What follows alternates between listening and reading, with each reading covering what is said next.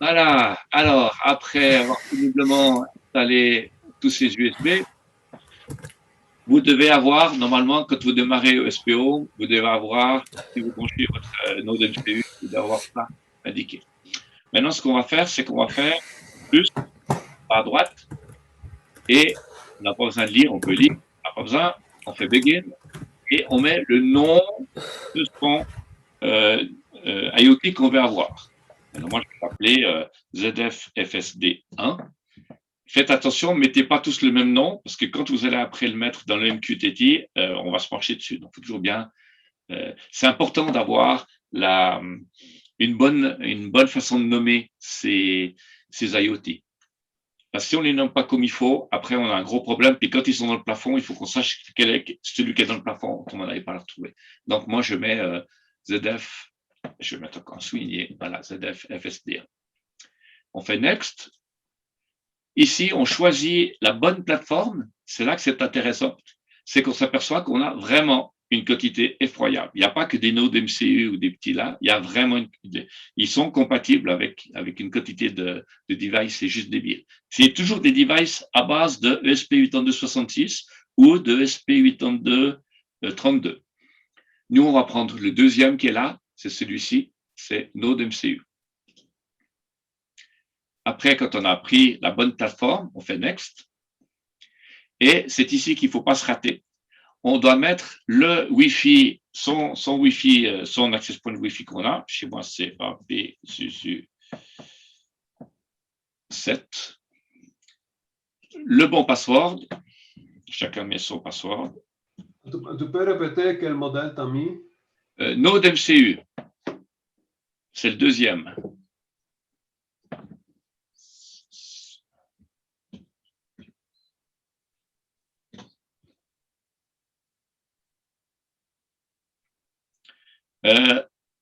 Oui, moi je mets c'est pas grave, j'ai mon password qui va se balader. Non, mais je vais quand même pas le balader, c'est embêtant que ça se balade sur YouTube. Je vais mettre un password bidon.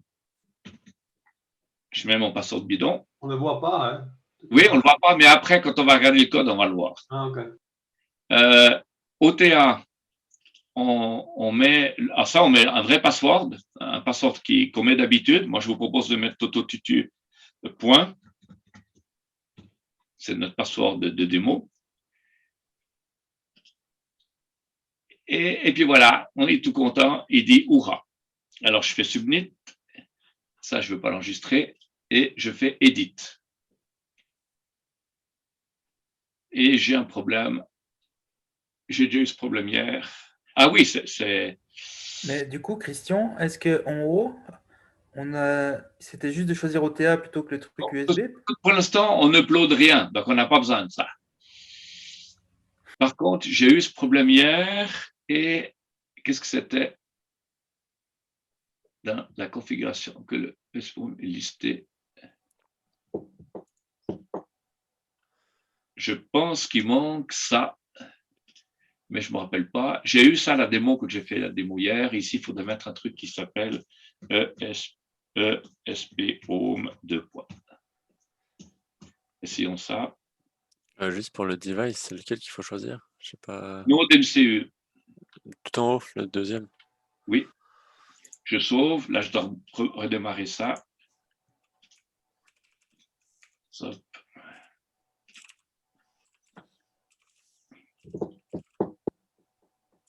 C'est bien parce que quand on installe le SPOM depuis l'intégration, il devrait le faire automatiquement. Et hier, quand j'ai fait une démo à blanc, j'avais ce problème-là.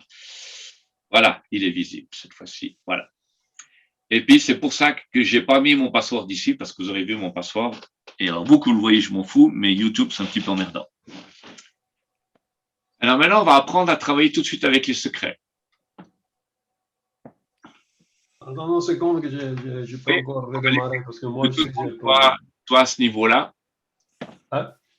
Tout le monde doit être à ce niveau-là, ça veut dire qu'on est capable. Ouais, je dois encore redémarrer, je ne me rappelle jamais. Alors, ce que j'ai dû faire, c'est que dans Configuration YAML, j'ai dû rajouter la ligne 31, cette ligne-là. Ça, j'ai fait, je dois juste me rappeler où on redémarre cette machine. Eh bien, c'est Configuration, tout en bas, serveur contrôle. On vérifie que la configuration est valide.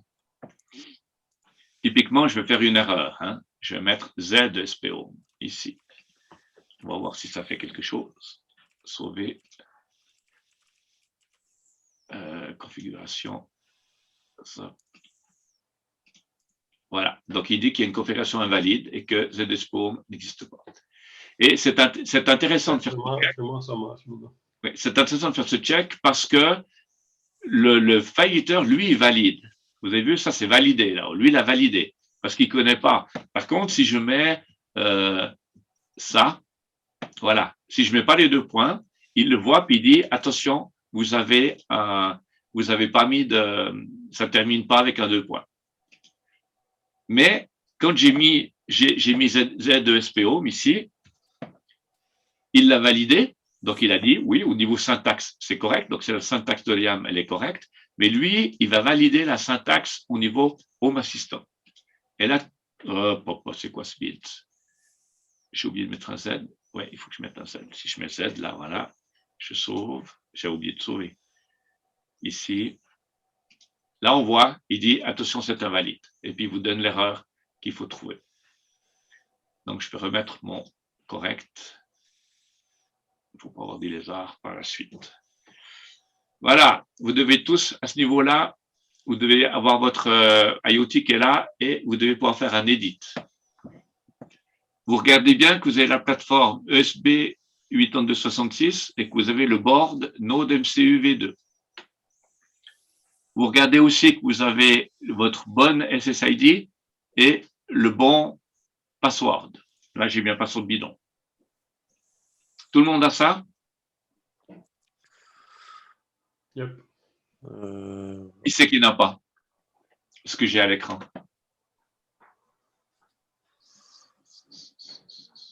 Alexandre, tu as ça? Il n'y a pas de micro, Alexandre. 2 secondes.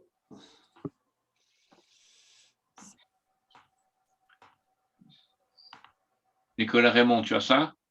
Ouais, il y a juste le OTA que j'ai pas. API et OTA que j'ai pas. Non, attends.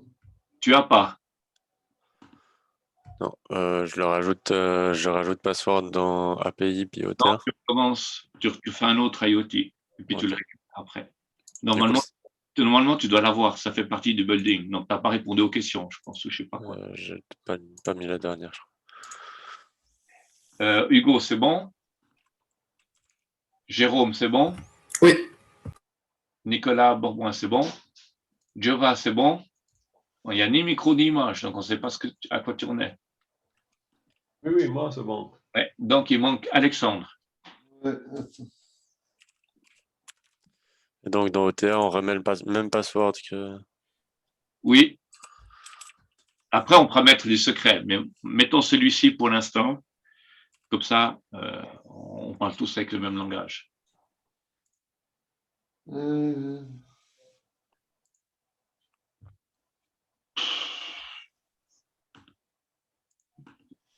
y a à nouveau l'effet Alexandre? Ouais.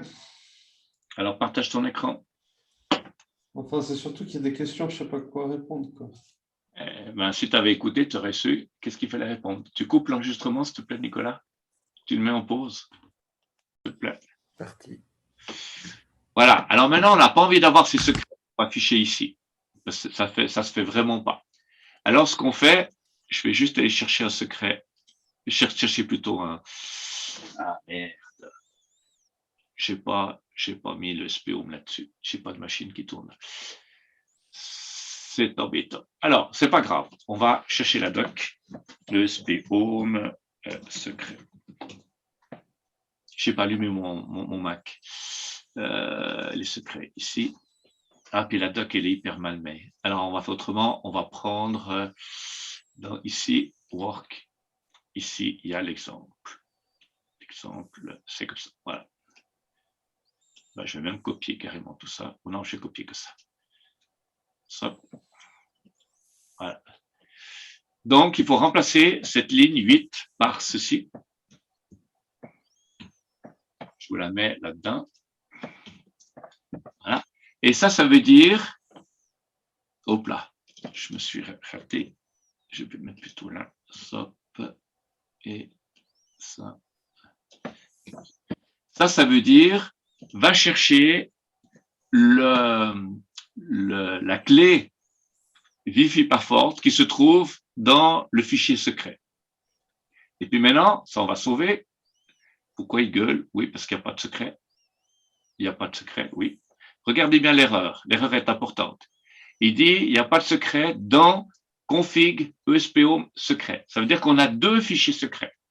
On a le fichier qui est dans config, qui est propre à Home Assistant, et on a le fichier secret de ESP-Home. J'ai perdu un temps dingue à cause de cette connerie-là, parce que j'ai pas lu justement où est-ce qu'il fallait mettre le secret. N'oubliez pas de sauver. Fermez. Vous allez dans le file editor. Vous allez dans le truc qui s'appelle ESP-Home. Il n'y a pas de fichier secret. On ajoute un document. Et je me rappelle plus comment ce qui s'appelle. Secret. On va l'appeler comme ça. Secret, je crois. YAM. OK. Je vais regarder si c'est le même que ici. Secrets, c'est juste. Alors, secrets. Voilà. Secrets, il est là. Et dedans, je lui mets mes clés valeurs. Donc, ma clé valeur, c'est Wi-Fi password. Ça, ici, Wi-Fi password. 2 points. Et mon vrai password. Ça, c'est mon vrai password. Non, c'est pas mon vrai password. Mais vous devez mettre ça. Dans le fichier secret de SPO de config, vous mettez la clé Wi-Fi password, 2 points, votre password. Et vous sauvez. Et du coup, quand on aura de SPO, on n'aura plus l'erreur. Il n'y a pas besoin de codes? Comment? Il n'y a pas besoin de codes? Je sais pas. Je sais que dans Home Assistant, les codes, ils les enlevaient. Et puis dans SPO, il a l'air de les garder. Si c'est une chose qui est clairement un string, YAML, l'interpréteur YAML, il va la prendre comme string, même s'il n'y a pas de code. Oui. Et on a vu que dans Home Assistant, il les supprimait systématiquement. Hier, quand on a fait des configs, et puis là, il les laisse. Donc, on va laisser ça. Voilà. Il faut que ça soit aligné. Donc, ça, je peux l'aligner là. Et puis maintenant, ben, moi, je vais arrêter de partager mon écran, aller mettre mon vrai password dans les secrets. Comme ça, vous ne voyez pas mon secret. Alors, save. Ici. Voilà. Je reviens à SPO et j'y suis. Ouh, là, il n'a pas aimé. Il dit. Ah, quand on met des. Suivant ce qu'il faut mettre des comptes. Suivant le password qu'on a, il faut mettre des comptes. Des doubles comptes. Oui, parce que s'il y a des caractères spéciaux, style les moustaches, ils sont interprétés. Alors, je repartage mon écran. Voilà. OK, donc j'ai plus l'erreur. J'avais une erreur avant ici. Voilà.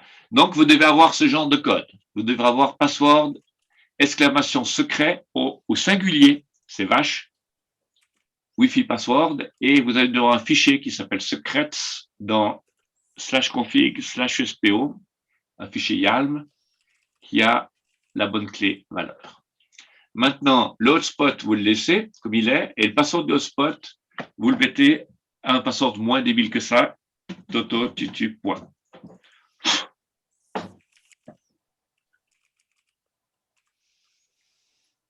Ça sera le password pour quand on va faire un recovery. C'est-à-dire qu'au moment où vous avez votre IoT qui est plus chez vous, qui est ailleurs, donc vous changez de Wi-Fi, vous n'avez aucun moyen de pouvoir changer sa configuration et automatiquement, il va basculer dans un fallback hotspot en mode captive portal, c'est ce qui est marqué ici, et vous vous connectez sur l'IoT pour lui changer sa configuration. Donc ça, c'est très pratique. C'est pas obligatoire, mais c'est très pratique. Et qu'est-ce qu'il a fait automatiquement? Donc, il a fait plein de choses automatiquement. Il a indiqué en ligne 19 qu'on va avoir des logs. Il a indiqué en ligne 22 qu'il y a une API. Donc, cet IoT, il a une API. Cette API va être utilisée par Home Assistant. Et en ligne 25 et 26, il indiquait qu'on avait une possibilité de flasher à distance over RTL. Est-ce que tout le monde a ça? Ou plutôt, qui c'est qui n'a pas ça? Moi, j'ai une erreur. Qui a une erreur? Hugo. Tu peux partager ton écran. On n'a pas besoin de voir ton secret, mais tu partages juste ton écran. Et puis, on va regarder sous la petite croix, le petit plus. Voilà. Qu'est-ce qu'il y a? Il dit rien. On doit avoir une erreur là. Ah, il dit le string indice doit être integer. Tu peux faire plus grand, c'est trop petit. Moi, je vois rien du tout. Attends, je vais mettre en plein écran. Affichage, plein écran. Qu'est-ce qu'il dit? Indice, ouais. Et puis montrer, secret, Wi-Fi, password. Ah, il te pouf. Alors, tu fais save, tu fais close, et tu fais validate. Le deuxième, là, validate. Puis lui, il est plus bavard. Qu'est-ce qu'il dit? Il dit du bordel.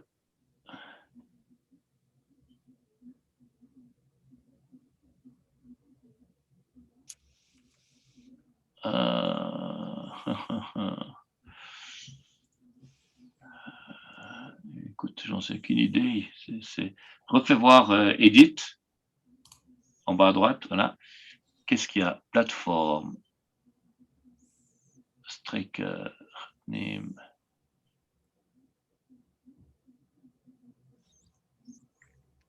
Essaye de voir, oui, remplace voir le souligné par un tiret de la ligne 2, la ligne 2. Moi, j'ai eu un problème à la ligne 2, mais c'était les majuscules qui n'aimaient pas. Oui, mets un tiret, voilà. Tu fais validate, save, close, validate. Non, c'est pas ça. Il faut faire très attention. Ah oui, mais attends, tu as quand même un problème. Recommence, fais close. Close, tu fais nouveau. Striker, ouais. Tu tapes ici Striker souligné 77B.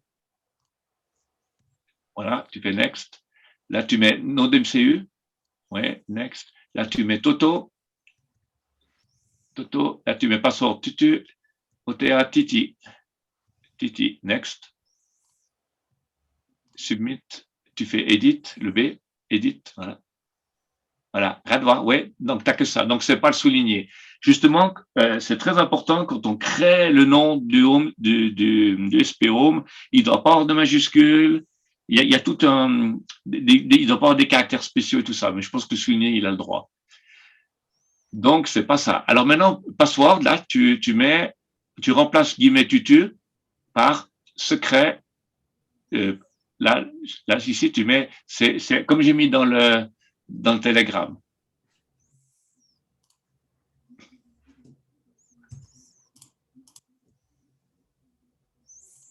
Voilà, c'est bon. Reva dans le petit plus en haut à gauche. Ah, donc tu as un problème dans ton secret. Donc on ne peut pas le regarder, mais il faut que tu mettes ton secret correctement, ton fichier secret. Alors on ne va pas le regarder, fais un save, mais tu fais juste, non, il ne faut pas faire ça. Tu arrêtes de partager,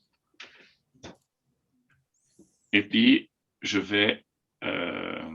Franchement, personne n'a intérêt à aller chez lui à utiliser son Wi-Fi. Attends. Je vais ici, je vais mettre Toto YouTube. Voilà. Je repartage mon écran. C'est chiant, c'est secret. Voilà. Est-ce que, Hugo, tu as bien créé un fichier dans /config /spHome /secrets.yalm? Oui. Est-ce que tu as bien mis Wi-Fi password, entre guillemets, ton password? Ah non, j'ai pas mis. J'ai mis secret underscore. C'est juste Wi-Fi underscore password. Oui, ça c'est la clé value. Et le password doit être dans des guillemets. Oui, comme c'est marqué là.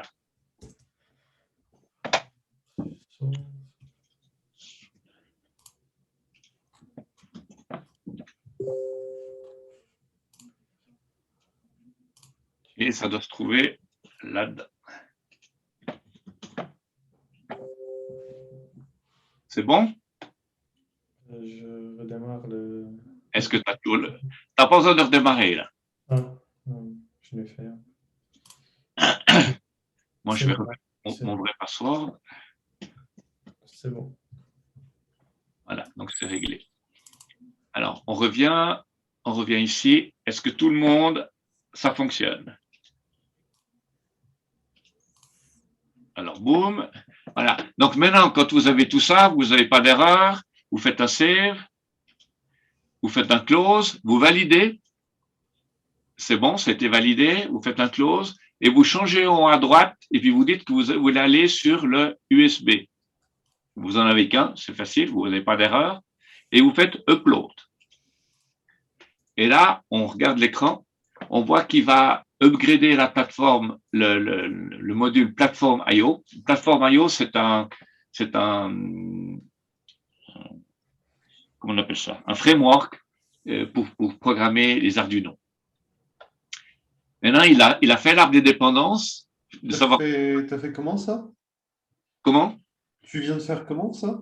Tu cliques en haut à droite pour dire que tu veux aller sur USB Ouais. et tu cliques sur Upload de ton objet. Et maintenant, il a fait son dépendance d'art, il va descendre et compiler toutes les librairies qu'il a besoin. Il en a environ pour 60 secondes. La première compilation est longue. Là, il nous dit qu'il y a un warning, c'est pas grave. Et on voit qu'il va chercher toutes les livres de maths, les livres de... C'était toujours là. Cette horreur de livres où il fallait toujours courir après les livres et puis mettre à jour les livres, il fait automatiquement tout à jour. Voilà. Maintenant, regardez ce qu'il a fait. Il a terminé de compiler. Il s'est connecté sur le port USB. Il a détecté que j'avais bien un node MCU et il a vu que j'avais 4 mégabytes et il a envoyé. Pour Jérôme, on va venir là, pour Jérôme, il vérifie, il écrit le truc et il vérifie le hash. Si le hash est complet, il dit c'est bon, je redémarre. Là, il a redémarré le node MCU. Le node MCU a redémarré. Qu'est-ce qu'il a fait? Il était scanné le network. Il a vu qu'il avait 2 networks. Il m'a dit qu'encore la puissance du Wi-Fi, il est vraiment sympa. Hein. Il dit qu'il a 2 networks et il s'est connecté. Quand il est connecté, il dit Wi-Fi connected, je me suis connecté. Il donne encore la puissance du Wi-Fi. Il me donne les adresses. Il me dit, voilà, mon gateway, c'était le 51. Il me dit que mon adresse locale, c'est celui-ci. Donc, c'est le local que je peux avoir. Ça, c'est pour l'API. Mais surtout, ce qui m'intéressera par la suite, c'est cette adresse-là. C'est quelle adresse IP il a récupéré au moment du DHCP. Voilà, il dit le gateway est là. Et puis, il dit que j'ai bien une ONZR. Le ONZR, il est là, sur ce machin-là. Et j'ai un API serveur.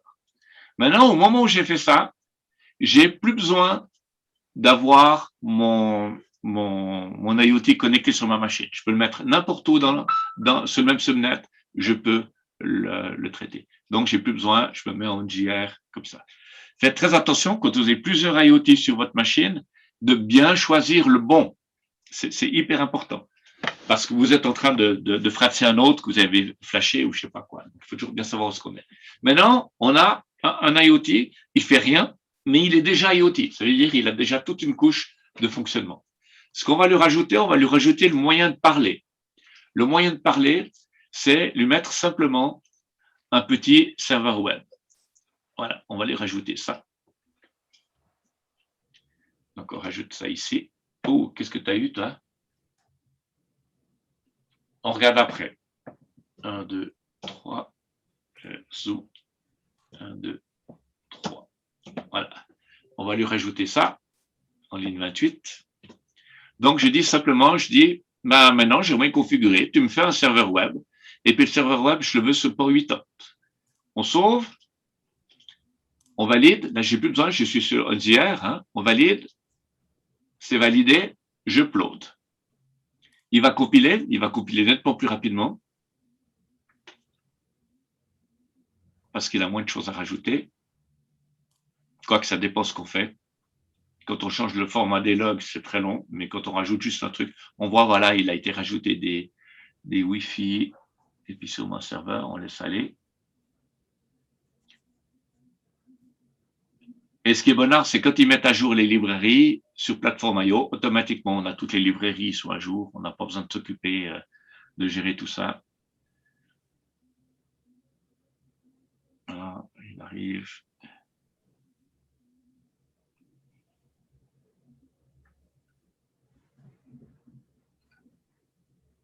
Donc, tu avais juste mis web server et puis dans la nouvelle ligne porte 2.80. J'ai mis ce que j'ai mis dans Telegram. Ok. Voilà, il a terminé de compiler, il est en train de blotter, et là, il upload en OTA. C'est ça qui est merveilleux. Ça vaut vraiment de l'or. Il termine, et puis maintenant, il attend que ça se connecte. Donc, comme il est plus connecté sur le... Il est plus connecté. Alors, on attend un petit peu. On attend encore un petit peu. Voilà, c'est bon, il est reparti. Donc, il s'est connecté et tout. Comme il est plus connecté en mode série, il doit vraiment avoir la connexion Wi-Fi pour avoir les logs. Autrement, il n'a pas les logs. Là, je fais un stop et je fais un reload de mon écran. Et maintenant, j'ai une petite, vous avez vu, là, j'ai une petite flèche que j'ai reloadée. J'ai une petite flèche en haut à droite. C'est-à-dire que mon node MCU, il a un petit serveur web et il a une adresse IP. Et si je clique sur cette petite flèche, je vais aller directement dans la fameuse adresse IP, le nom de mon truc, point local, et je suis dans le serveur web de mon IoT. Donc là, je suis connecté dans mon IoT.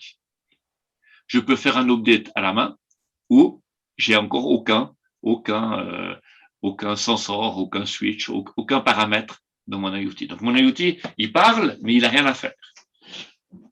Nicolas, tu as des problèmes? Nicolas Bourboin? Oui. Tu peux partager ton écran, s'il te plaît?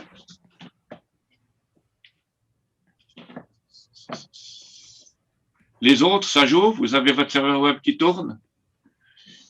Alors, c'est tout petit. Voilà, un peu plus, ouais, descend tout en bas. Connecting. Donc, il n'a pas réussi à se connecter. Ah! Alors, ça, c'est con. Toi, tu as encore un autre problème, là. Là, quand il fait comme ça, c'est qu'il n'arrive pas à se connecter. Et j'espère que tu n'as pas bousillé la prise de ton node MCU quand tu as connecté ton truc. Parce que... Ah, essaie de faire un reset. Tu cliques sur la touche reset, là, tu fais close. Et puis, tu cliques sur le bouton reset. C'est le bouton qui est à gauche de la prise USB quand tu mets la prise contre en bas. Longtemps, je dois appuyer. Non, juste clique. C'est très rapide. Tu relances ton upload. Attends, je vais aussi rafraîchir ça au cas où. Ouais. Voilà, fais gaffe, ouais. Ici, upload. Ça prend 8 secondes chez moi. Non, pas là. Là, c'est instantané. Oh, bordel, de bordel. Ça sent peut-être pas bon.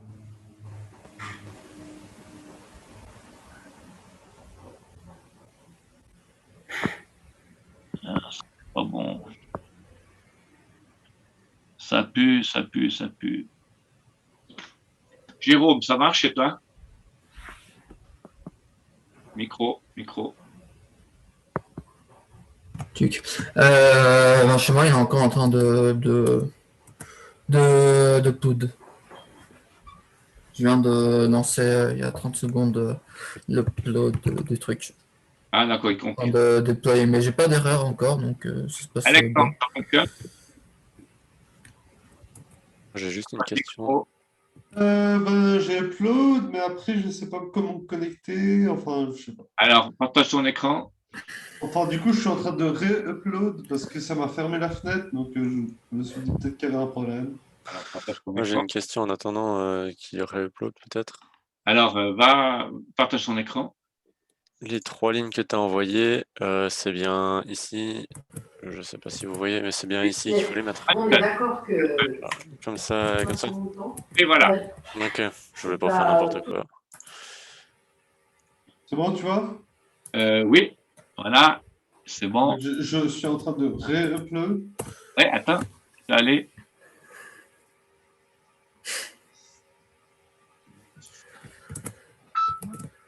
Voilà, tu attends pour Closet, tu attends qu'il redémarre.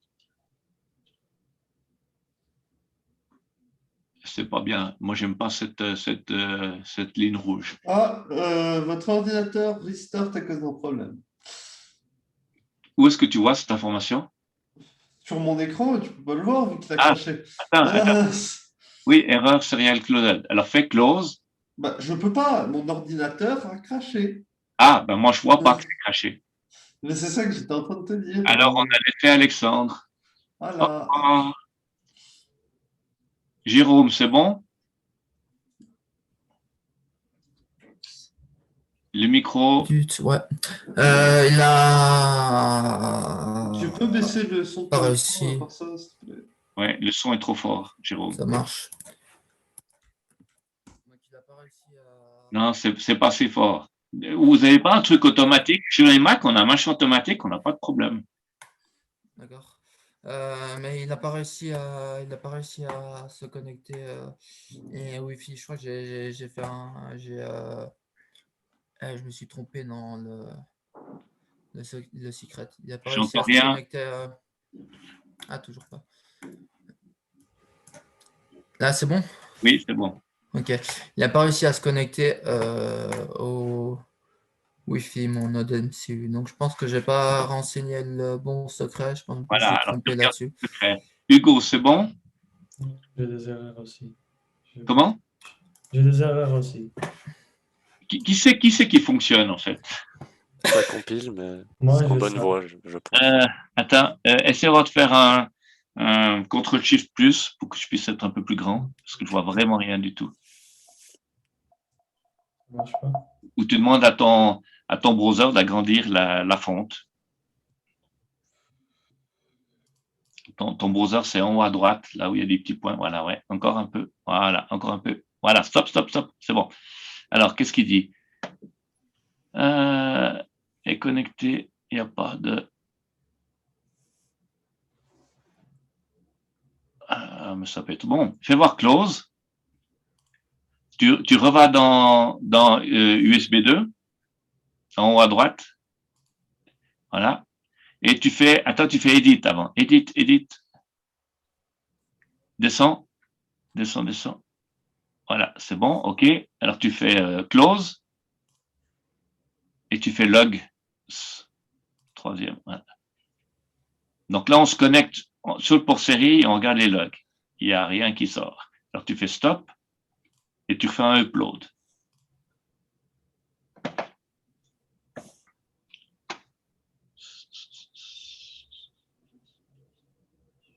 Donc là, il est en train de reflasher. Donc il a bien pu se connecter sur ton machin. Ça, c'est ce que Nicolas Borbouin n'arrive pas à voir, c'est qu'il n'arrive pas à se connecter au port USB. Voilà, attends, il scanne, laisse aller. Il voit tous tes Wi-Fi, il se connecte, c'est bon. Alors tu fais stop, tu recharges, voilà, en haut à droite, tu as une petite flèche, tu cliques sur la petite flèche. Ouf, ça ne marche pas. Alors reviens. Il faut juste prendre l'IP et puis ça marchera. Comment? Oui, alors justement, reviens sur le SP Home, tu vas dans les logs, et puis tu attends, il doit te donner ton truc. Ah, c'est chiant, de Dieu. On aurait dû regarder, il ne s'est pas connecté, moi je pense. Fais stop, et puis en haut à droite, à droite, tu peux, tu as 3 petits points, oui, et puis tu peux dire clean build file, non. Alors refais un upload, et puis il faudra qu'on regarde vraiment l'adresse IP, on n'a pas regardé l'adresse IP.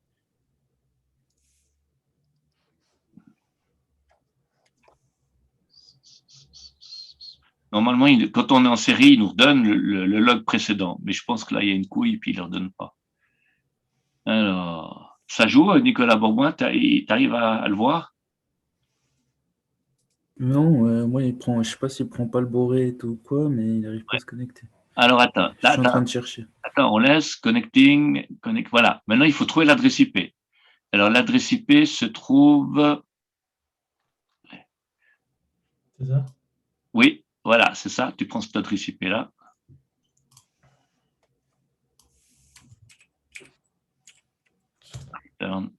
Voilà. Donc, toi, tu as des problèmes avec ton MDNS.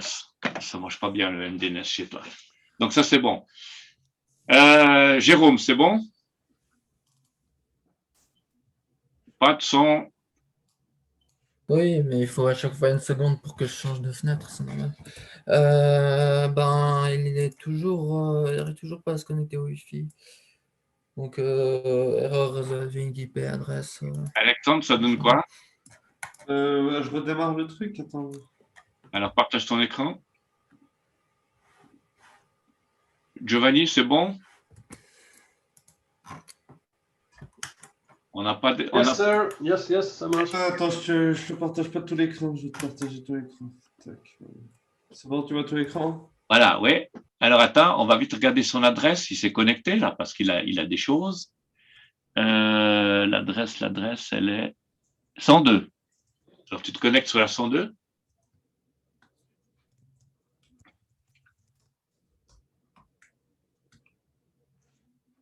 Return. Bravo, ça marche. Cool. Bon, alors on a Hugo, ça fonctionne. Alex, ça fonctionne. Jova, ça fonctionne. Nicolas, Raymond, Ouais, c'est tout bon. ça marche. Bon, on a encore des problèmes avec les deux Linuxiens. Tu me montres. Hugo, ça marche maintenant, hein? Oui, ça marche. Donc, c'était quoi? Ouais, je sais pas. Alors, Jérôme, tu vérifies, tu repartages ton écran qu'on puisse voir ce que ça donne? Non, en fait, je crois que j'ai une piste. En fait, je sais pourquoi. En fait, je dois être connecté sur le même réseau que mon node MCU. Non, tu es certain? Oui, non, mais c'est juste parce que, oui, effectivement, on est sur le même réseau, mais en fait, je l'avais connecté sur une zone démilitarisée. Donc, voilà. Je vous ai dit, vous êtes sur le même subnet. Oui. Il n'y a pas de problème du chinois, là. Donc, Hugo, hein? ouais. Donc, c'est bon. Je vais faire ça et puis, moi, je sais pas, je vais faire Alors, ça. Si ça se trouve, il y aura une autre erreur. Ouais, je vais faire ça. Parce qu'on veut savoir si c'est des problèmes Linux ou si c'est des problèmes d'autres problèmes pour aider Nicolas Beauboin.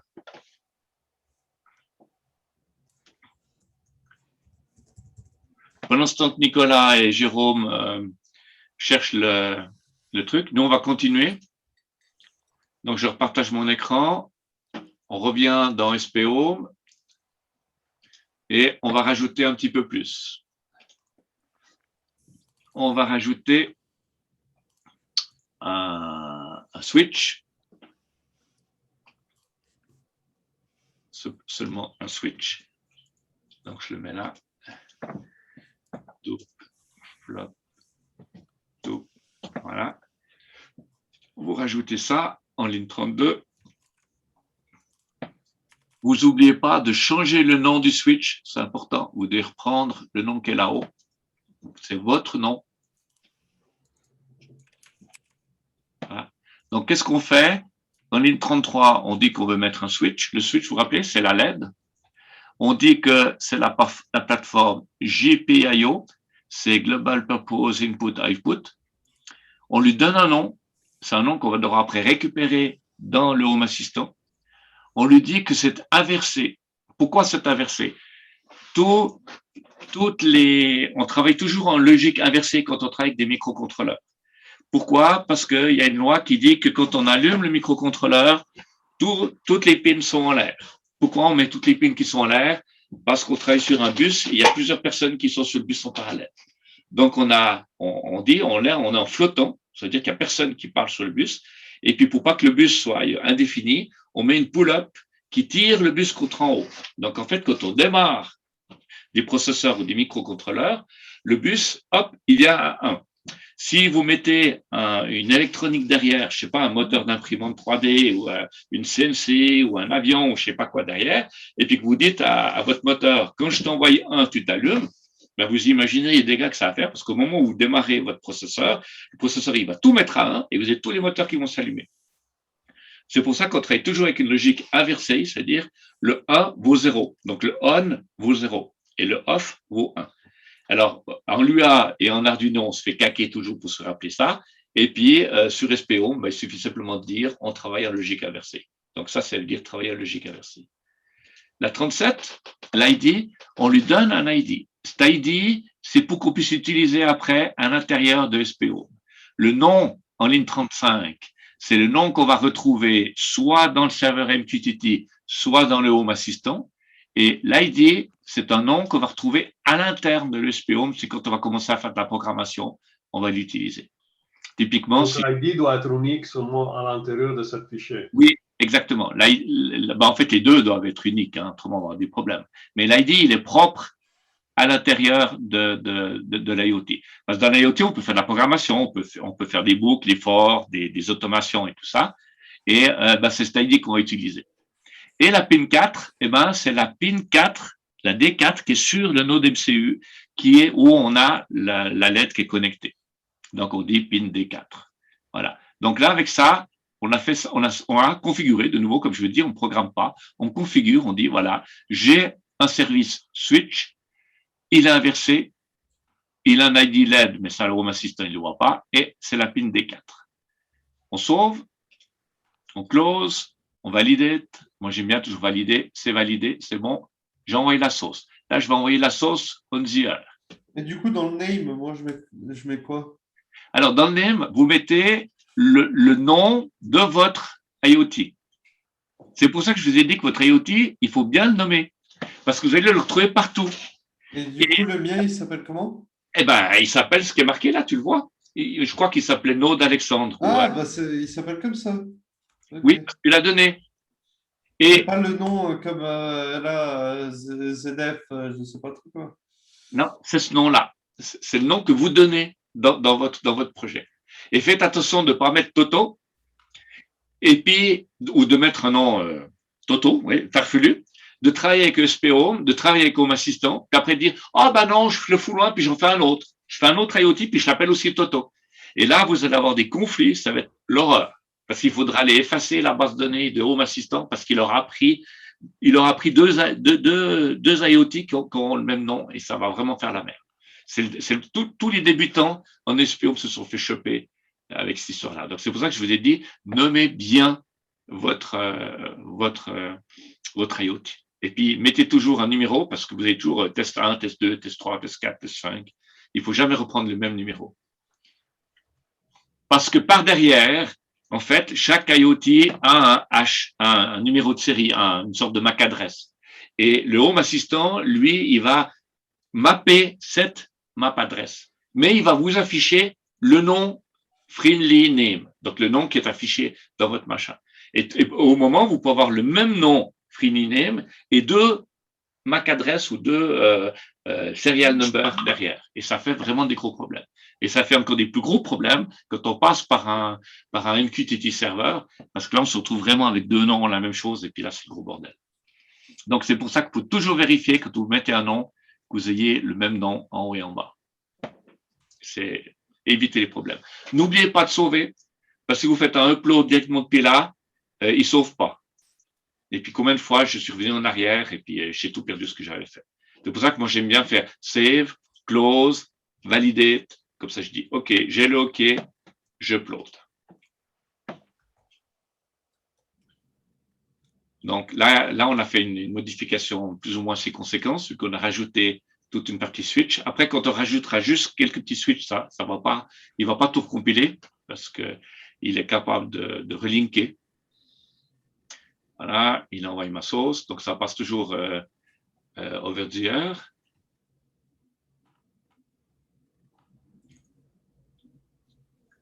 Je regarde mes logs. Et puis, comme les logs sont branchés en OTA, il faut attendre qu'il ait la connexion Wi-Fi. Tant qu'il n'a pas la connexion Wi-Fi, on ne peut rien voir. C'est pour ça que des fois, quand on debug, on aime bien mettre le node MCU sur le USB. On voit qu'il a trouvé le réseau. Il ne s'est pas encore connecté. Oui, c'est connecté. J'ai bien le 188. Je vais revenir sur mon petit serveur web que j'avais avant. Je fais un reload.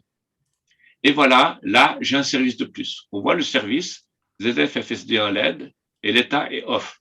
Maintenant, si je toggle, si je clique sur mon petit bouton, je vais avoir ma LED qui s'allume. Donc, je vais vous montrer ça. Ça, il faut que je ferme ça. Voilà. Donc, je fais un toggle.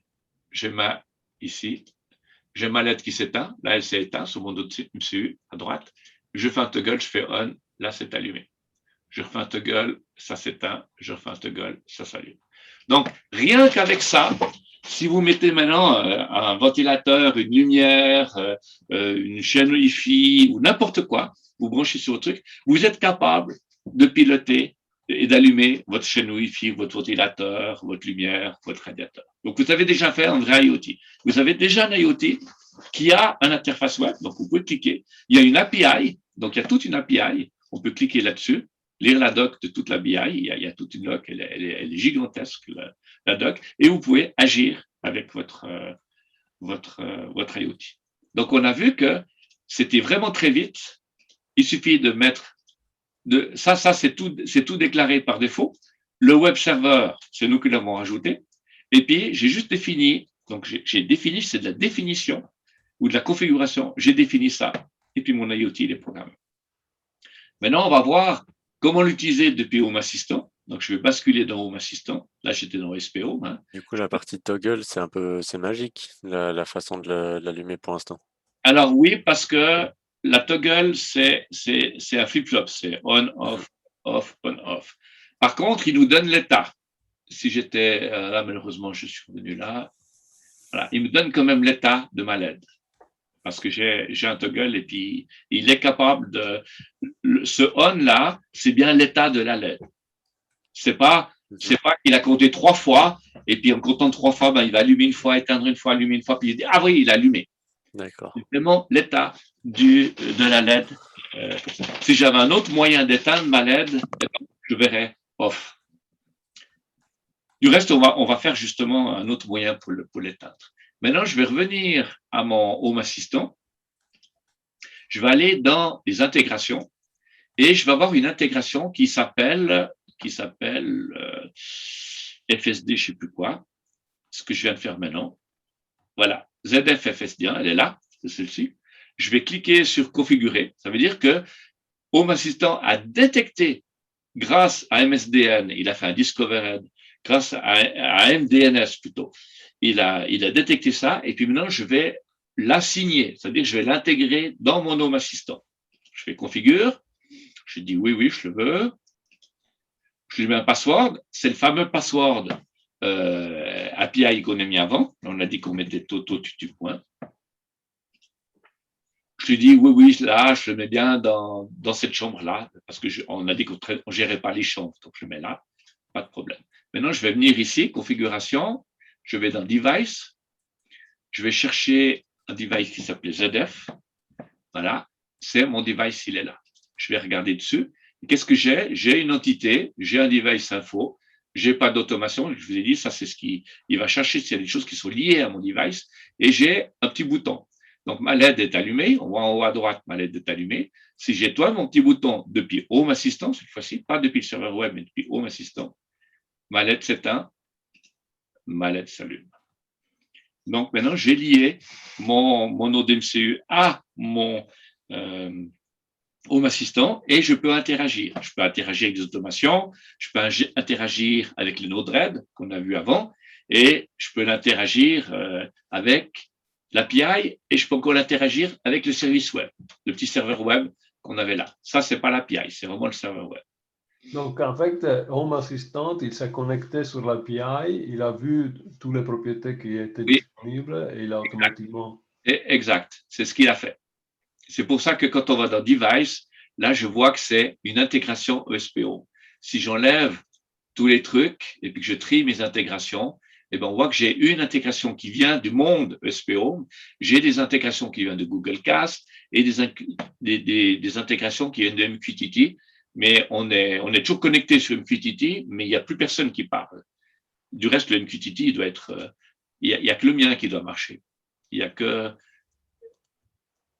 c'est bizarre parce qu'il y a le 66, j'ai vu le 79. Le 79, il est à qui? Ah ben c'est sûrement Nicolas Beaumoin. Non, 79, c'est Luc. Ah oui, Luc, il a pas flashé son truc. Donc c'est pour ça que Luc, vu qu'il est parti, on le voit encore bouger. Mais tous les autres sont arrêtés. OK. Donc là, on a déjà fait un IoT qui est tout à fait utilisable et rigolo. Maintenant, on va rajouter encore un petit module de plus sur mon IoT. On va rajouter le binary sensor. Et on va regarder ce que c'est. Donc, le binary sensor, paf. C'est un truc que je peux pas utiliser ou c'est un truc C'est un truc que tu peux utiliser. Pour l'instant, tout ça, tu peux utiliser, Alexandre. Qu'est-ce qu'il me fait là? Voilà. Ah, mais merde, c'est pas vrai. Alors, boum, boum, ça, boum, boum. Voilà. Vous copiez ça. Donc, on rajoute ça à la ligne 39-40. Voilà. Qu'est-ce qu'on fait ici? Je fais un petit C, il ne faut pas le perdre. En ligne 41, je définis un autre service. C'est le service binary sensor. Vous vous rappelez, je vous ai dit qu'il y avait plusieurs services. Il y avait le service sensor, il y avait le service switch, il y avait le service logger, il y a différents services. Là, je rajoute le service binary sensor. Le binary sensor, c'est de nouveau la plateforme GPIO. Tout ce qui a relation avec les petites pins du node MCU, c'est tout ce qui a relation avec GPIO. Je dis que c'est la pin D3, parce que mon petit interrupteur, il est sur la pin D3, et je dis qu'il y a qu'il faut qu'ils mettent une pull-up interne. La pull-up, de nouveau, c'est ce qui permet de tirer contre en haut. Donc, si vous mettez simplement un switch avec sur une des pins de votre IoT, si le switch il n'est pas connecté, donc il est ouvert, votre état va être indéterminé. Et puis des jours il sera à 1, des jours il sera à 0, puis c'est pas bien. Donc on met généralement une pull-up. Et puis ces microcontrôleurs, ils sont intelligents parce qu'au lieu de souder des pull-up extérieurs, on peut dire tu mets une pull-up intérieure. Donc c'est le microcontrôleur qui dit je vais rajouter une petite pull-up, mais au niveau interne. De nouveau, on dit qu'on travaille en logique inversée. Comme je vous ai expliqué avant, c'est on ferme l'interrupteur avec le 0, pas avec le 1. On lui donne un nom. Alors voilà, ce nom, il ne faut pas que je mette ce nom-là, parce que sinon ça va me faire un gros bordel. Je prends ce nom ici. Voilà, donc ça ne faut vraiment pas oublier. Hein. Et je dis qu'est-ce que je veux faire. Donc je dis, quand on presse, je veux un switch toggle. Donc ça veut dire qu'on va prendre le service, on va prendre la fonction toggle, et c'est là que ça devient intéressant. Je veux prendre l'ID LED. Et l'ID LED, c'est cet ID-là. Si ici, je mets LED 1, 2, 3, 4, ici, il faudra mettre LED 1, 2, 3, 4. Ces deux ID, ils sont les mêmes. Ça veut dire par là que je peux avoir 3 LED. Je peux avoir 3 LED sur mon, ou 3 sorties. Et ici, je dis, qu'est-ce qui se passe? Je choisis la sortie que je veux avoir. Je dis pas pin 4, la pin D4, mais je dis l'ID LED. Voilà ce que j'ai fait quand j'ai défini ça. Je sauve, je close, je valide. C'est validé, je plot. Donc, on voit qu'il compile, mais il compile beaucoup plus rapidement maintenant. Parce qu'il n'a pas besoin de recompiler des modules qu'il avait déjà compilés avant. Il dit qu'il compile, mais en fait, derrière, ils sont déjà compilés, donc ça va beaucoup plus vite. Alors, hop, boum, voilà, il envoie la sauce.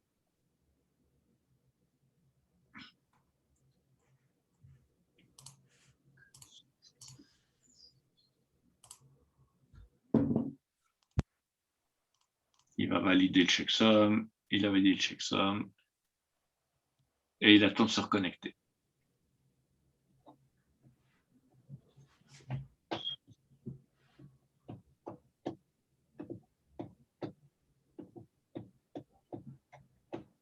Voilà, il est connecté. Je rebascule, bravo, je rebascule sur le web serveur, je fais un reload. Et là, maintenant, on voit qu'on a deux services. On a le service switch, il n'est pas indiqué comme switch, mais il y a une action. Et on a l'état du bouton. On voit l'état du bouton, il est off. Ma LED, elle est éteinte. Je vais appuyer maintenant sur le petit bouton de droite, c'est le bouton de droite. J'appuie, ma LED s'allume et on voit le log. Le log est sorti. Si je laisse le doigt appuyé dessus, sur le bouton, on voit que l'état de mon bouton, il est on. Et si je lâche mon bouton, il est off. Et on voit bien qu'il y a eu un toggle, ça veut dire qu'au flanc descendant, il a changé l'état. Si je rappuie encore une fois, je laisse allumer, je lâche le bouton off. Donc là, il y a une notion de toggle. Ce qu'on peut faire pour comprendre qu'on ait bien compris le fonctionnement, on peut faire edit. Non, on va pas le faire là. Ça va être trop compliqué parce qu'il faudra qu'on fasse un if à ce niveau-là. On va pas trop se compliquer avec ça encore pour l'instant. On va faire la suite. Ça, tu peux toujours le faire, Alexandre. Maintenant, on va rajouter des sensors. À faire l'upload over the air pour quelque raison. On regarde après. Autrement, on va s'arrêter tout le temps et puis ça va faire une vidéo complètement déconnectée. On va regarder les sensors. On va rajouter cette partie de sensor-là. Comme ça, Alexandre peut le faire. Alors, boum, stop, boum, boum, boum, stop. Voilà. Je vais rajouter ça en ligne 51. Qu'est-ce que je fais? Je dis que, de nouveau, j'ajoute un nouveau service, le service sensor. Les sensors, c'est tout ce qui a des valeurs positives ou négatives. Numérique. Si j'avais des sensors texte, ça existe des sensors texte, on aurait un truc qui s'appelle sensor souligné texte. De nouveau, je donne la plateforme. La plateforme, c'est le Wi-Fi signal. Donc, on a une plateforme qui s'appelle Wi-Fi signal. Et je vais chercher, alors de nouveau, il ne faut pas se faire caquer avec ça, parce que ça, c'est un truc à erreur. Sous. Je dis que je donne un nom, signal Wi-Fi, et là, j'ai une nouveauté. Je donne un update d'intervalle. L'update d'intervalle, ça veut dire c'est tous les combien de temps il va envoyer son information. Si je veux avoir des phénomènes qui bougent beaucoup, ben je mets 1 seconde ou je mets 5 secondes. Si c'est des phénomènes qui bougent jamais, je mets 60 secondes. Plus vous mettez un intervalle petit, plus ça va aller vite, mais plus le recorder de Home Assistant va partir en choucroute. Parce que ça veut dire que quand vous avez 50 IoT qui déchargent chacun à deux événements à la seconde, eh ben, il va faire son temps à récupérer tous les trucs envoyés et puis ça va se mettre la merde. Donc, faites attention avec ce paramètre-là. Au début, c'est bien d'aller vite, mais après, il faut faire attention. Donc, la même chose ici, je prends la plateforme Uptime. C'est une plateforme qui s'appelle Uptime. Je dis que cette plateforme, et ça, la plateforme Uptime, c'est le nombre de secondes que mon IoT fonctionne depuis le dernier reboot. Donc, ça donne la date du dernier reboot.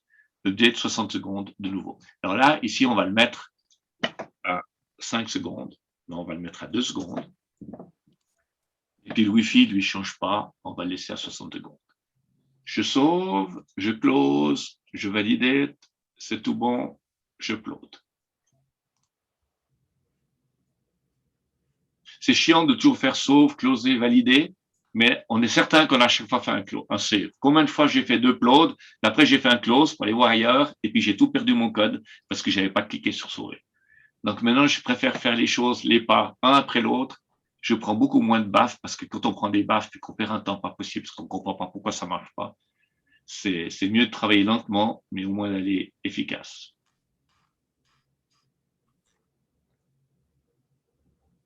Voilà, je peux aller directement maintenant, il est assez rapide normalement. Là, il n'a pas retrouvé encore, il n'est pas connecté, donc il doit se connecter sur le Wi-Fi. Alors, toujours pas encore connecté.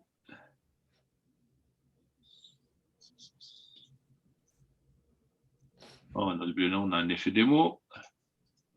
Alors, qu'est-ce qu'on a comme message? Oui. Alors, voilà.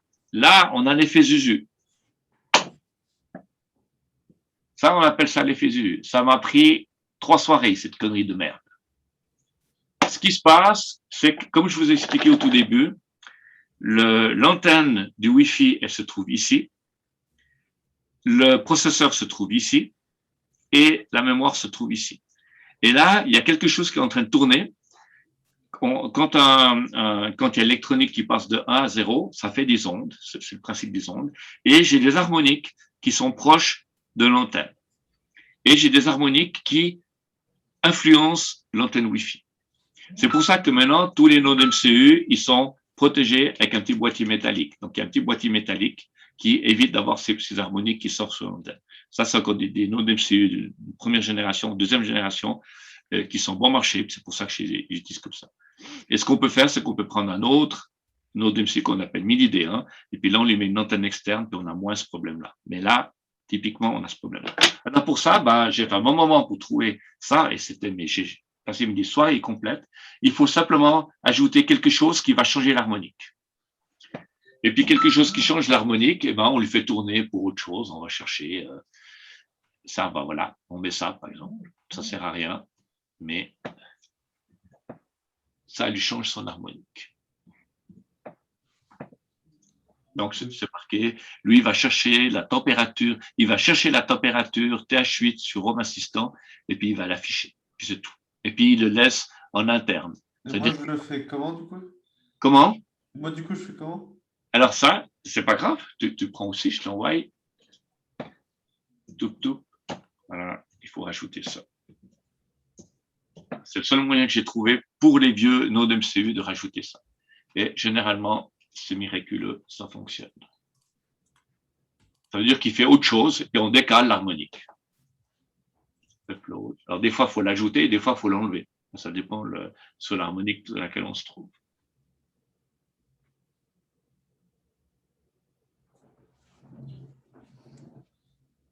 Alors du coup, maintenant, on ne peut plus le flasher on the air. Parce que comme il n'arrive plus à se connecter, on n'arrive plus. Donc on fait un stop, on rebascule en mode USB et on le reupload. Je vous ai dit, j'ai vraiment perdu des soirées, mais dingues avec cette. Des fois ça marchait, des fois ça marchait pas. C'était, mais je devenais fou.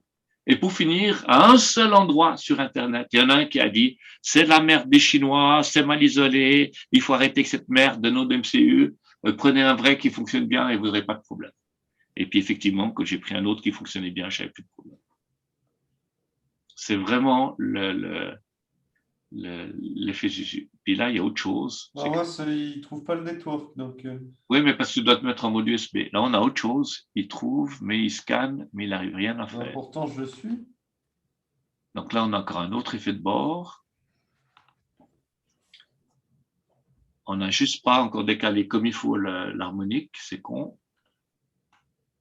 Ça, je n'ai pas prévu ça. Ah, quel daube, ce machin. Bon, maintenant, ça fait plein d'erreurs. Je vais quand même essayer de trouver un autre machin qui est branché. C'est normal. Je vais presser de brancher celui-ci. Voir. Alors déjà ça, c'est important. Et puis ici, je vais essayer de prendre celui-ci. Je vais prendre un button. Non, un LED. Je vais essayer de prendre sensor LED. Ah là là là là là là. Pour vite faire un save. Ça, c'est l'effet des mots qui me fait mal. Il s'appelle comment? Il s'appelle celui-ci. Je vais essayer de prendre ça. Comme ça va lui faire perdre du temps. Et puis, j'ai dit, je vais prendre ce sensor-là. Ici, voilà, on va essayer ça. Alors, bien sûr que ça ne va pas jouer parce que je suis nouveau en OTA. Donc, laisse compiler d'abord. Je peux même l'arrêter là maintenant parce que ça ne sert à rien. Je vais en USB, je fais un upload. J'ai racheté des nouveaux nodes. Ben voilà, ça c'est les nouveaux nodes MCU, c'est ceux qui ont le petit capot. Pour plus avoir ces problèmes-là. Mais malheureusement, j'avais déjà envoyé vos kits domotiques. Alors, network. Ouais, moi j'ai le même problème. Ah, network not found.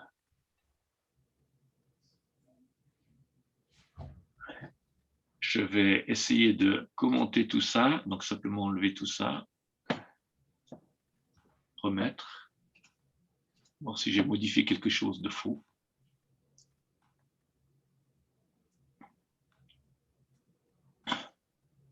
Moi, j'ai le network found, donc je sais pas.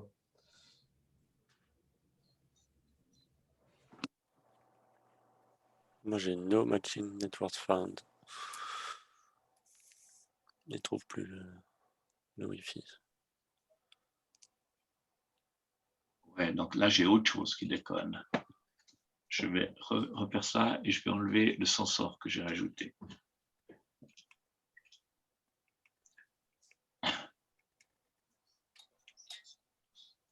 On a cassé quelque chose, il faut regarder qu'est-ce qu'on a cassé.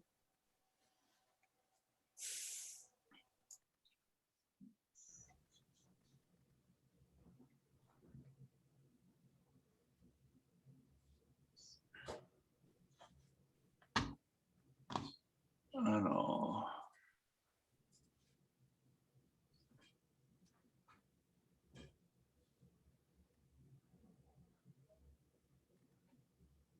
Donc là, ça fonctionne. Ouais, donc on a vraiment, c'est bien une question d'harmonique, puis manque de peau, on n'arrive pas à, il n'est pas connecté. Oui, il est connecté. Donc c'est bien une question d'harmonique et ça suffit pas à ce que j'ai rajouté. Alors c'est pas grave, on va rajouter un petit peu la suite. Pour Alexandre, tu peux aussi le mettre, c'est pas un problème. On va rajouter toute cette partie-là. Donc. Température. Oui, mais c'est pas grave. Tu l'auras pas et puis il dira simplement qu'il n'y a pas. Ça. Boum, boum. Ça, voilà. Il faudrait déjà que le truc d'avant il marche, maintenant ça... Non, justement, ça va pas marcher. Alors, on remplace tout ça. Donc, on remplace la ligne sensor par, en fait, on rajoute la ligne 52-54. Là, qu'est-ce qu'on fait? On dit que je vais ajouter une autre plateforme, une plateforme qui s'appelle HTU21D, qui est la plateforme de mon capteur de température. On dit, pour la mesure de température, je lui donne ça comme nom. Alors attention, de nouveau, on va se faire gaffe. Hein. Je vais commencer à foutre de la merde partout. Ça.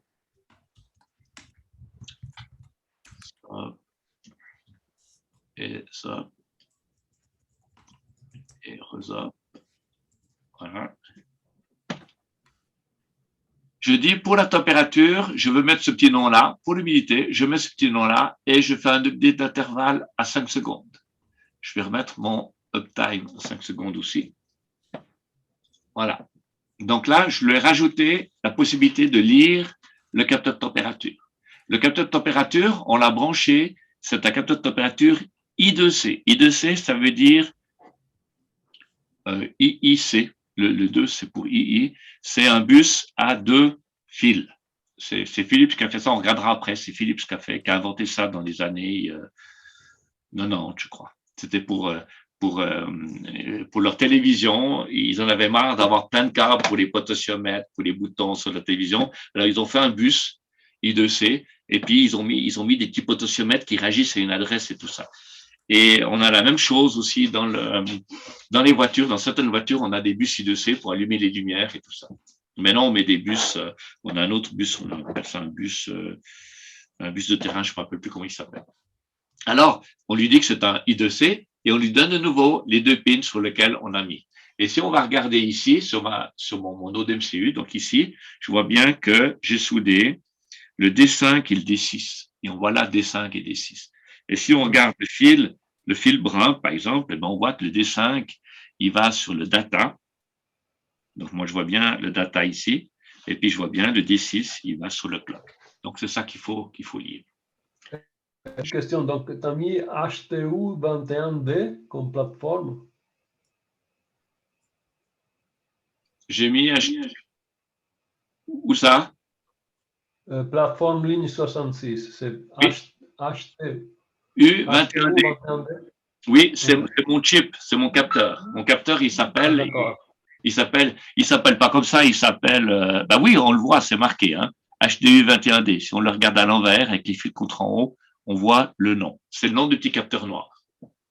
Chaque composant électronique a un nom, et puis c'est ce nom-là. On verra après tous les composants. Je sauve, je close, je valide.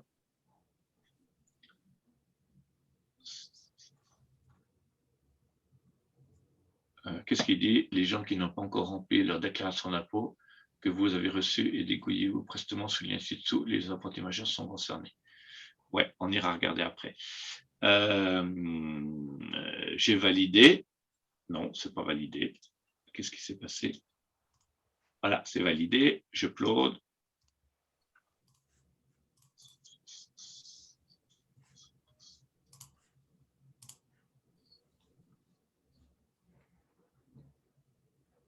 Normalement, chaque année, c'est la même chose. Il n'y a rien besoin de faire. On a automatiquement un délai de grâce jusqu'à fin juin. Mais pour nous faire peur, on nous fait croire que...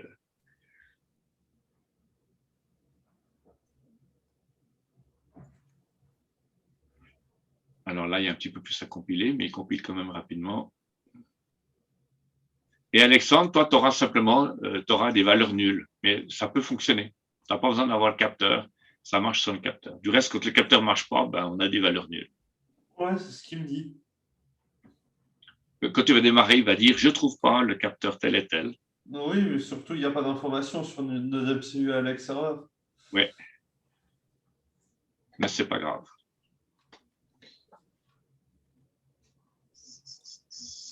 Avec les senseurs, il a trouvé le Wi-Fi. Voilà. Donc, c'est vraiment une question d'harmonique. C'est vraiment, suivant l'harmonique qu'il a, il tombe dans la bande du Wi-Fi et puis on est dans la merde. Donc là, je suis en USB. Voilà. Température. Donc, il a vu la température. Lui, il le voit. Et puis, on attend. Voilà, il se connecte. Super. Et je vous dis, ce problème-là, j'ai fait un sacré moment pour trouver. Mais je devenais mais franc fou. Alors maintenant, on voit qu'on a le Wi-Fi, la qualité du réseau Wi-Fi. On voit le uptime. Toutes les 2 secondes, je vois le uptime qui doit se rafraîchir normalement. Ou les 5 secondes, je ne me rappelle pas combien j'ai mis. Et on voit la température et le pourcentage d'humidité. On voit de nouveau notre petite LED. Elle est on, elle est allumée. On voit bien qu'elle est allumée sur ma vidéo. Et mon bouton, il est off. Donc maintenant, si j'appuie sur le bouton, eh ben, effectivement, ma LED s'éteint et j'ai éteint là. Donc, du coup, maintenant, notre IoT fonctionne avec le web server. On peut retourner à ESP Home, à Home Assistant, revenir dans Device, cliquer de nouveau, chercher son device, ZF. Et là, on voit qu'on a des entités supplémentaires. On a l'entité humidité. Donc, Alexandre, il n'aura pas humidité ni température, mais tu auras le Wi-Fi et puis tu auras le uptime, 70 secondes. Voilà. Et du coup, maintenant, si on va dans History, History, c'est le recorder, on va devoir voir arriver notre... voilà, il est là. Il est ici. Et on voit, il est on-off. On voit la LED et on doit voir la température. Ici, c'est celui-ci. Donc, elle est toute ici à droite. Elle est ce côté-là. Elle est ici. Si on regarde, c'est ici que ça se passe. Voilà. Donc là, on a un IoT qui est déjà intéressant. Qu'est-ce qui nous manque encore à mettre? Les sensors. Il manque plus que le MQTT server. On ne va pas le mettre aujourd'hui. On va rester dans ce mode-là pour l'instant. On va résoudre les problèmes de ceux qui jouent pas. Donc ça, le broker, on le mettra après. Parce que j'ai peur que vous allez commencer à mettre du bordel dans le broker et qu'on va partager tous les trucs. Donc on répète ce qu'on a fait. On a défini la plateforme. On a défini le Wi-Fi. On a défini le hotspot de secours. Là, au lieu de mettre Toto Tutu, eh ben, on peut mettre un secret, bien entendu. Le password de l'API, on met aussi un secret. Donc là, on a tout mis sur Toto Tutu, mais normalement, on doit mettre des secrets. Le logger, ça c'est intéressant. On peut changer le niveau de verbosité du logger. Ça aussi, ça peut changer l'harmonique. Suivant quel niveau de verbosité on met, on change l'harmonique de la fréquence, la fréquence du processeur. On a rajouté une LED, donc un switch LED. On a rajouté un bouton restart. Ah, on n'a pas mis le bouton restart. Alors, on peut le mettre. Donc, on le rajoute dans la plateforme du switch. Home. Edit. Je vais vous la mettre là. Tout. Ça, boum. Ça, non. Voilà. Alors, c'est dans la plateforme Switch, ici. Mettez-vous bien au début de la colonne, autrement, ça ne va pas jouer. Voilà, donc vous êtes vraiment aligné. Donc, j'ai rajouté un switch. Le switch, c'est quoi? C'est j'utilise la plateforme Restart et quand il y a quelqu'un qui va exécuter ce switch-là, ça va redémarrer. Je sauve, je close, je valide, je upload. Ce bouton Restart, il est très intéressant, comme je vous ai dit, quand on a des capteurs qui, au moment du démarrage, font l'étalonnage, donc ils font un étalonnage, d'étalonnage, et ils ont une dérive sur le temps. C'est-à-dire que quand ils ont fonctionné pendant une semaine, eh ben, ils vont dériver. Et puis, ils sont prévus de se remettre à zéro, de se rétalonner quand ils redémarrent. Alors, c'est très intéressant de pouvoir redémarrer à distance son IoT pour réétalonner sa plateforme de mesure. Et j'ai fait un système en Node-RED qui, toutes les heures, va redémarrer mes capteurs de CO2 pour qu'ils soient remis à jour toutes les heures, comme ça il n'y a pas de dérivation. Alors on attend qu'il se connecte, là il est en OTA, voilà. Ben, je peux même aller directement là-dessus, ici. Tout, allez. Et ils se synchronisent pas. Alors Dieu sait. Voilà, j'ai noué une harmonique. Il suffit de rajouter un truc pour partir en harmonique. C'est vraiment de la crotte. Donc, je dois repartir en USB, re-uploader pour avoir les logs et puis regarder ce qui se passe.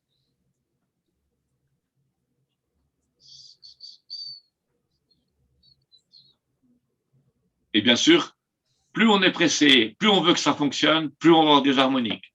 Plus on n'en a rien à foutre parce qu'on fait du test, moins on a d'harmoniques. C'est vraiment des harmoniques Murphy. Donc, il ne faut jamais acheter ces Node MCU. Oui, là, il ne faut plus. Avec l'UE, on n'avait pas ce problème-là, mais avec SPHome, j'avais ce problème-là. J'ai jamais eu. J'ai acheté j'en ai acheté 200 ces Node MCU. J'ai jamais eu un problème. Et avec SPHome, j'ai eu ces problèmes-là. C'est pour ça que je devenais fou. C'était vraiment le. Et là, qu'est-ce qu'il a fait? Il s'est connecté? Oui, là, il a réussi à se connecter, donc c'est un effet démo, là. Reload. Voilà, il s'est connecté. Donc, il n'y avait pas d'harmonique. Donc, j'ai le bouton Restart, et quand je fais le bouton Restart, je clique sur le bouton Restart, on va recevoir, voilà, il a reçu Restart Service, et il est en train de rebooter. Et comme lui, il a fait une connexion, donc il a établi une connexion, il ne faut pas oublier de le reconnecter pour qu'on puisse voir, au bout d'un moment, il va nous redonner la connexion. Voilà, là, il n'a pas fini. Donc, il n'a pas réussi encore à trouver le Wi-Fi. Alors, des fois, il se connecte sur le Wi-Fi en 5 secondes et des fois, il prend un temps pas possible pour trouver. Donc, voilà, typiquement, ben, il n'est pas content. Alors, des fois, on peut lui faire un reset aussi. Des fois, il change d'harmonique quand on lui fait un reset.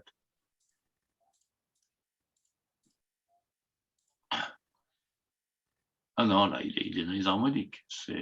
Il marche une fois sur deux. Alors, je vais lui faire, on va essayer de changer ses harmoniques. Si je lui enlève ça,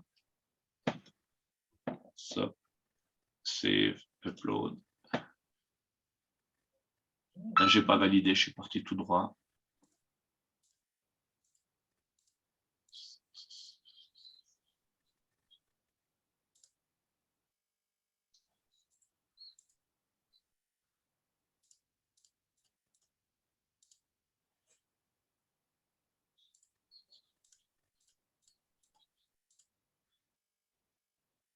Voilà, donc il a le réseau. Est-ce qu'il arrive à se connecter? Il arrive à se connecter. Je reviens ici, je reload mon serveur, je restart mon IoT. Stop. On va regarder s'il va repartir. Voilà, donc c'était ça. C'était vraiment, il fallait enlever mon anti-harmonique parce que des fois, suivant l'harmonique qu'on a, il faut mettre et des fois, il ne faut pas mettre. Il faut vraiment jouer avec ça. Mais là, il est reparti. Et là, si je fais un reload, je vois mon log. OK, il y a encore deux choses que je vais voir avec vous.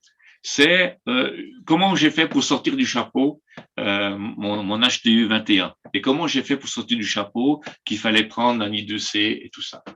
Ce qu'il faut chercher simplement, c'est aller SPHome IO. On va sur le site SPHome IO et on va lire un peu la doc. ils ont fait une doc qui est assez bien foutue. D'abord, ils donnent les guides, comment démarrer. Donc, c'est tous les guides, comment ce qu'on fait, les FAQ, les types, les changelogs, les exemples et tout ça. Ça vaut la peine de les cliquer pour les regarder, les nouveautés, les configurations de type et tout ça. Après, ils donnent sur quoi ils s'interfacent, les devices qui s'interfacent, donc les IoT. Ils s'interfacent sur toutes les collections de 8266, ESP832, les nodes MCU, ce qu'on avait avant, les nodes MCU ESP32, les prises Sonoff, les fameux Sonoff, on a les Sonoff, on peut les mettre, et les Sonoff de porte. Mais il y en a encore d'autres qu'on peut mettre, qu'on peut rajouter comme ça. Après, ils donnent les core components. Le core component, c'est ce qui est building par défaut dans tous les IoT. Donc, on a le Wi-Fi, on a le I2C bus, on a le core, c'est là-dedans qu'on avait le restart et puis le uptime, et puis le MQTT, ben ça c'est ce qu'on a fait hier, mais qu'on n'a pas fait aujourd'hui. Et le logger il est là. Après, on a les sensor components, c'est toute la famille des sensors. Et là, c'est tous les sensors qu'il reconnaît. Et si on va chercher notre sensor, on va le voir. Notre sensor, il est ici, voilà, il est là. Donc c'est ici. Donc, quand on veut voir si on achète un sensor, si notre sensor est compatible avec Spion, ben, il fallait voir la liste de comptabilité. On va dans celui-ci, et là on voit que ce sensor-là, il va nous créer deux entités, qui est la température et l'humidité. Et il dit que ce sensor, il utilise le bus I2C, donc il faut installer l'I2C. Alors on clique sur I2C, et on voit qu'il faut installer, il donne toujours l'exemple, il faut installer ça. Ça, on n'est pas obligé. On n'est pas obligé de mettre ce truc-là, mais au moins ces deux lignes-là. Il nous dit toujours c'est optionnel, c'est important et tout. Et puis après, il donne toute l'explication, comment est-ce qu'on va avoir plusieurs bus et tout. Donc, j'ai dû lire la doc et puis savoir qu'il fallait rajouter ça. Je reviens avec mon HTU. J'ai les configurations variables et ici, on voit qu'il y a le fameux update interval, c'est ce qu'on avait. Donc, on rajoute l'update interval si on a envie d'avoir. C'est aussi optionnel. OK, pour ça, on va continuer à regarder tous les sensors qu'on a à disposition. Donc, on en a une collection assez gigantesque. Il y a vraiment tout. Mon capteur de CO2, il se trouve, c'est celui-ci. Ça, c'est le capteur de volatile CO2 et volatile organique. C'est et CO2, il faut faire gaffe. C'est pas le vrai CO2. Voilà, il se pilote de la même manière, il n'y a pas de problème. Voilà la calibration. Il dit la calibration.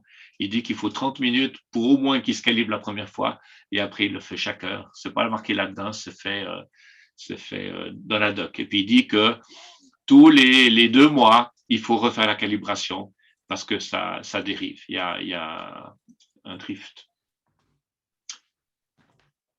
Il y a un autre, par contre, si on veut mesurer vraiment le CO2, on prend celui-ci. Il coûte plus cher. L'autre, il coûtait 2 francs. Celui-ci, il coûte 7 francs, je crois. Et lui, il a vraiment 2 chambres. Il a une chambre avec du gaz CO2. Et il a la chambre qui passe par ici, qui est le gaz mesuré.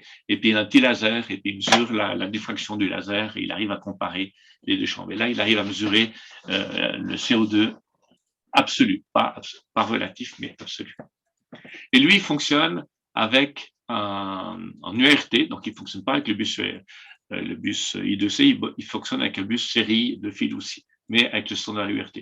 Donc, il faudra aussi installer les paramètres du URT. Donc, on installe ça, boum, boum, on exécute. Il est bien foutu parce qu'il nous dit qu'il faut brancher seulement là et puis seulement ici. Et suivant le composant, la doc est plus intéressante que d'autres. Voilà. On a tous les trucs qui sont intéressants, les potassiomètres, il y a une quantité de machins qu'on a à disposition. C'est juste les tuyas. Tuyas, ça, c'est les lampes. Alexandre, tu te rappelles, on a utilisé ça. C'est pour mesurer la distance du robot. Donc, ça mesure, ça envoie un ultrason. Il y en a un, il envoie une ultrason, l'autre, il écoute l'ultrason et on mesure la vitesse dans le son de l'ultrason et on arrive à avoir la distance. Après, on a les binary sensors. Ça, c'est de nouveau les sensors qui sont binaires. Et nous, on a utilisé le GPIO. C'est ce binary-là qu'on a utilisé. Mais on a des touchpads, on a des petits écrans touch. On a même des lecteurs de puces RFC ou NFC, qui sont aussi considérés comme des binaries sensors. Après, on a les output components. Les output components, c'est ce qui sort. Donc, on sort de nouveau en GPIO, c'est ce qu'on a fait.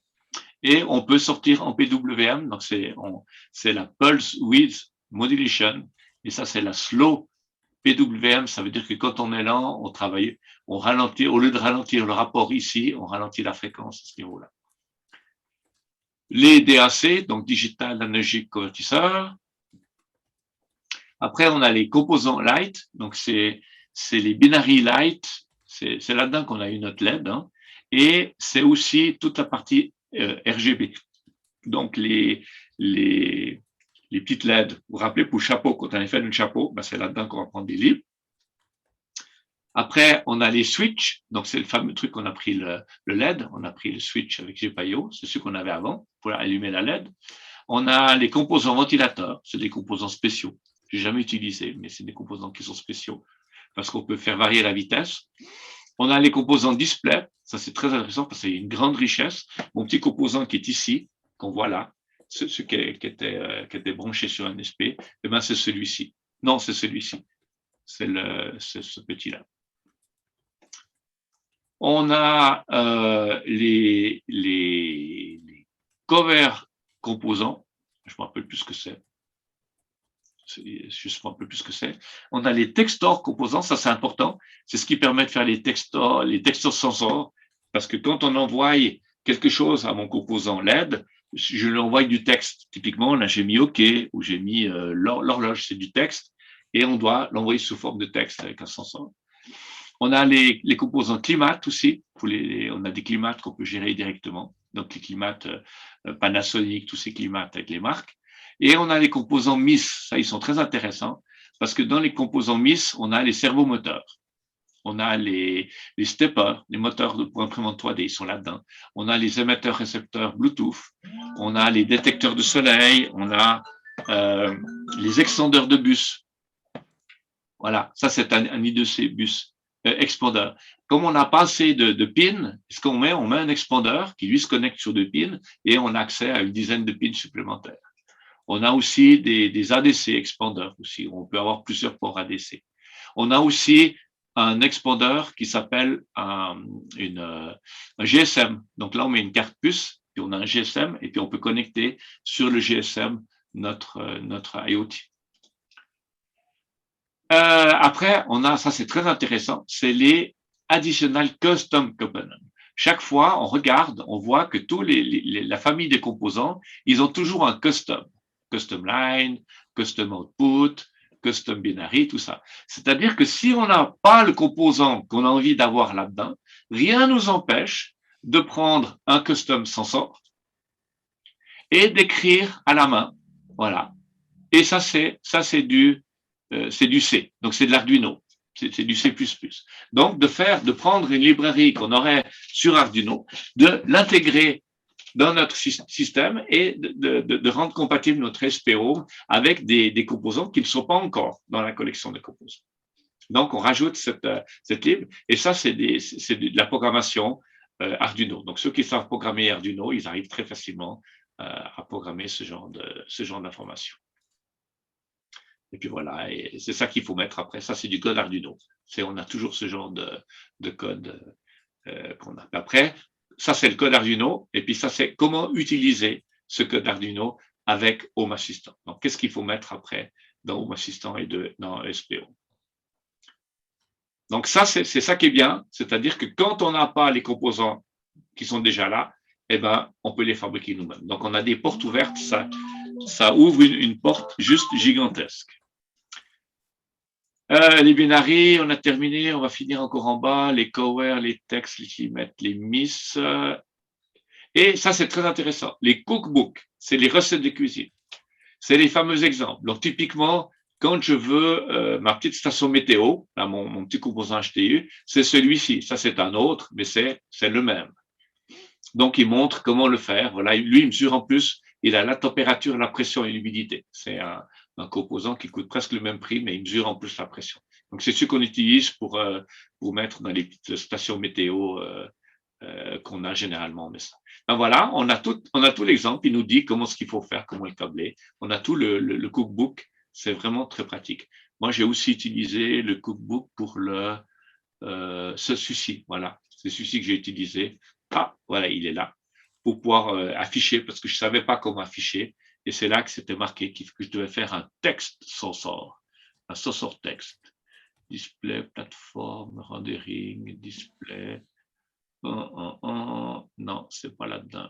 Je ne sais plus où est-ce qu'il y a. Voilà, texte sensor, il est là.